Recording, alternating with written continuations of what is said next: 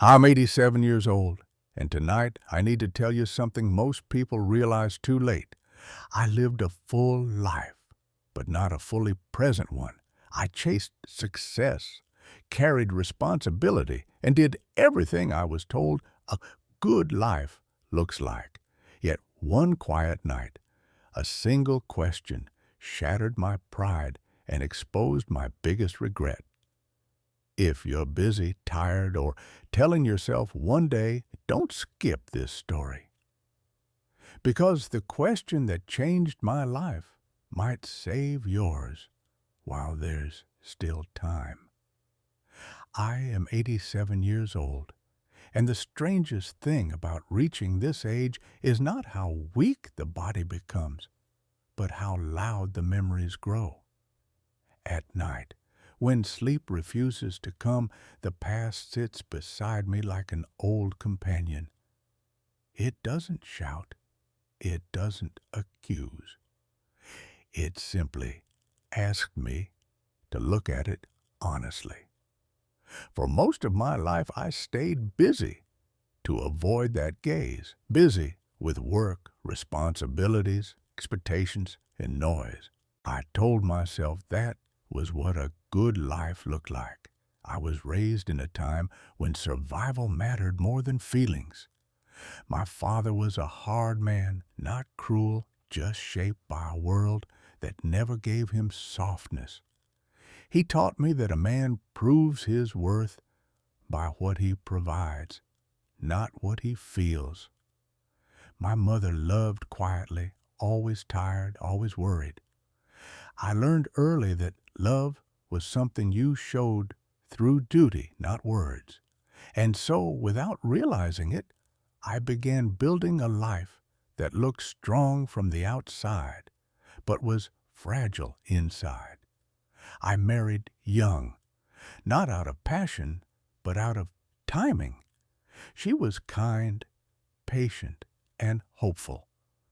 In the beginning, she used to ask me questions about my dreams, my fears, the man I wanted to become.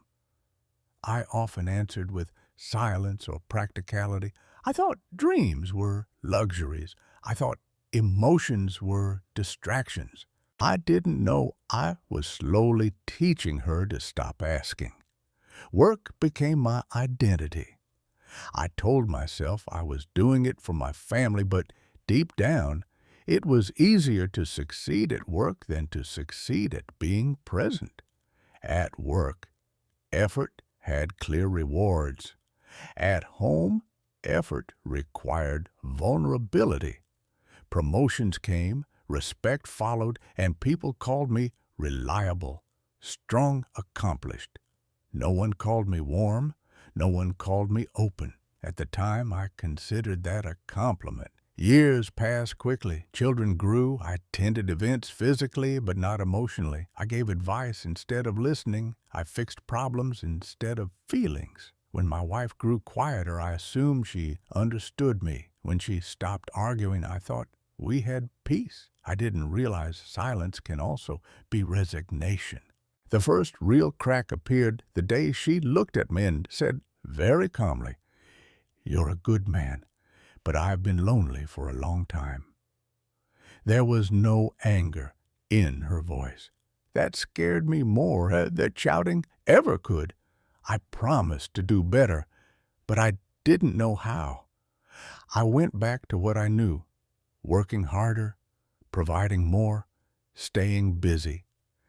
She stayed, but something between us never fully returned. Time is deceptive. It makes you believe you'll have another chance, another conversation, another apology, another tomorrow. Then one day, tomorrow doesn't arrive the way you expected. She got sick slowly, quietly, the way she lived.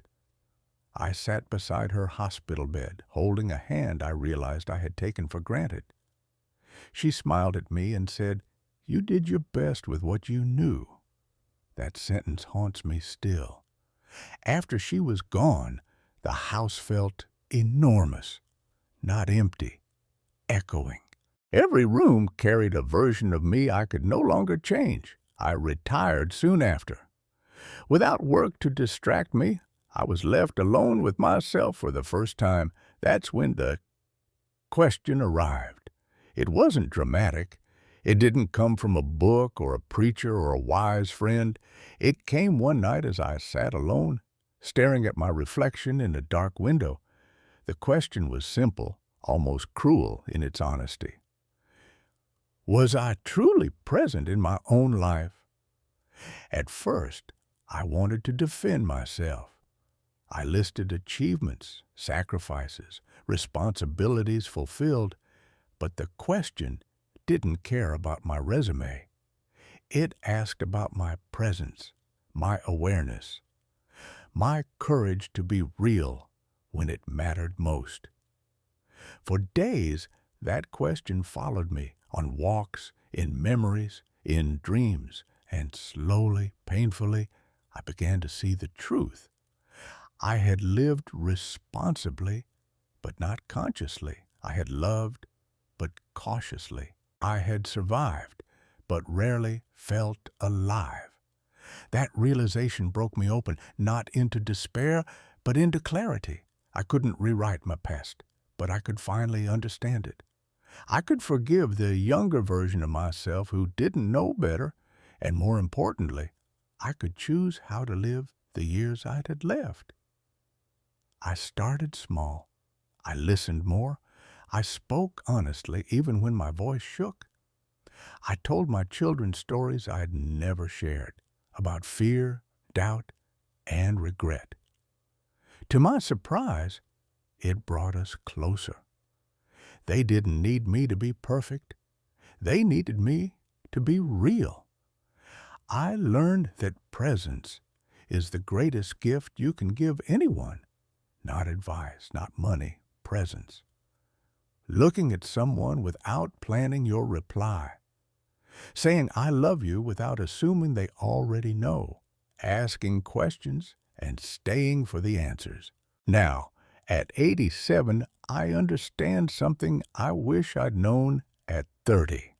Life is not measured by how much you carry, but by how deeply you feel while carrying it. Success without presence is just a well-decorated loneliness. Love without expression slowly starves. If you're listening to this and you're young or busy or tired, let me leave you with the question that changed everything for me.